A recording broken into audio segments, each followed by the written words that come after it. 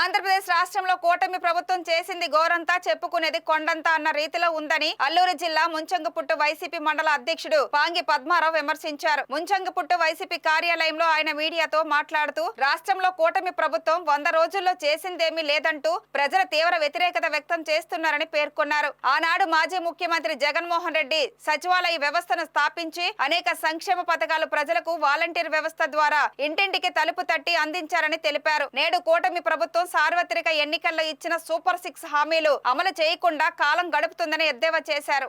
గత సార్వత్రిక ఎన్నికల్లో 2024లో జరిగినటువంటి సార్వత్రిక ఎన్నికల్లో సూపర్ 6లు హామీ ఇచ్చినటువంటి కూటమి ప్రభుత్వం ఈ రోజుకి 100 రోజులు పరిపాలనా కాలంలో ఇది మంచి ప్రభుత్వం అని చెప్పేసి ఇంటింట ఓ స్టిక్కర్ అంటించే కార్యక్రమం చేస్తుంది.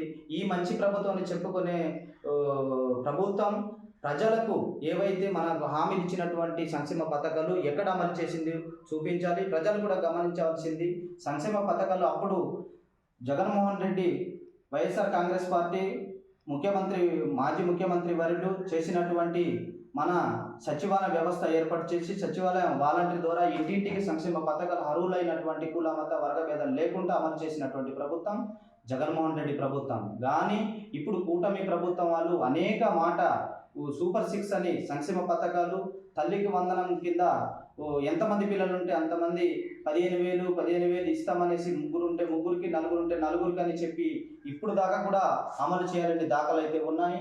అలాగే మన 18 సంవత్సరాలు నిండినటువంటి అక్క చెల్లెమ్మలకు 1,500 చొప్పున ప్రతి నెలకి అంటే సంవత్సరానికి 18,000 రూపాయలు ఇస్తామని కూడా అది కూడా నిలదొక్కున్నటువంటి పరిస్థితి. అలాగే మన ఫ్రీ బస్సులో ఉచిత ఫ్రీ బస్సు మహిళలకు కల్పిస్తామనేసి చెప్పినటువంటి దాఖలు అయితే ఉన్నాయి, కానీ ఇప్పుడు దాకా అమలు కాలేదు.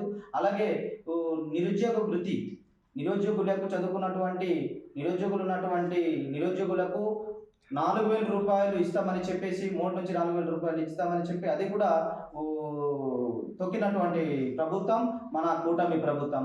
అలాగే గ్యాస్ సిలిండర్లు సూపర్ 6లో భాగంగా గ్యాస్ సిలిండర్లు సంవత్సరానికి 3 ఫ్రీగా ఇస్తామని చెప్పి ఇప్పుడు దాకా కూడా అమలు కాలేదు.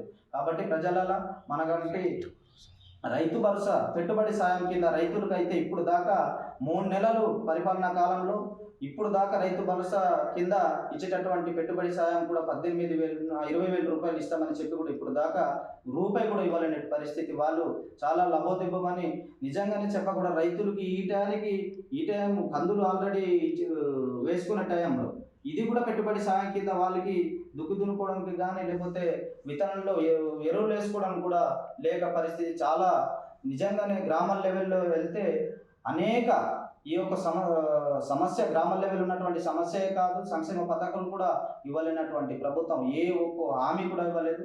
ఇప్పుడేమొచ్చి నిజంగానే చెప్పకూడదు మద్యం ధరకే 100 రోజులు కానీ చెప్పి 99 రూపాయలు మద్యం ధరతో పాటు 0 అని చెప్పేసి లాస్ట్ కార్యక్రమం 0 చేసినటువంటి ప్రభుత్వం కూటమి ప్రభుత్వం. కాబట్టి మనం ఒకటే గమనించాలి, ప్రజలారా మీరంతా ఇంటింటికి వచ్చినప్పుడు నిజంగానే వాళ్ళు ఇచ్చినటువంటి కూటమి ప్రభుత్వం ఇచ్చినటువంటి ఏవైతే ఎన్నికల్లో ఇచ్చారో ఆ సంక్షేమ పథకాలు నిజంగా ఇచ్చారు అనేది నిజంగానే అడగాలనేసి మనస్ఫూర్తిగా కోరుకుంటున్నాను. Thank you.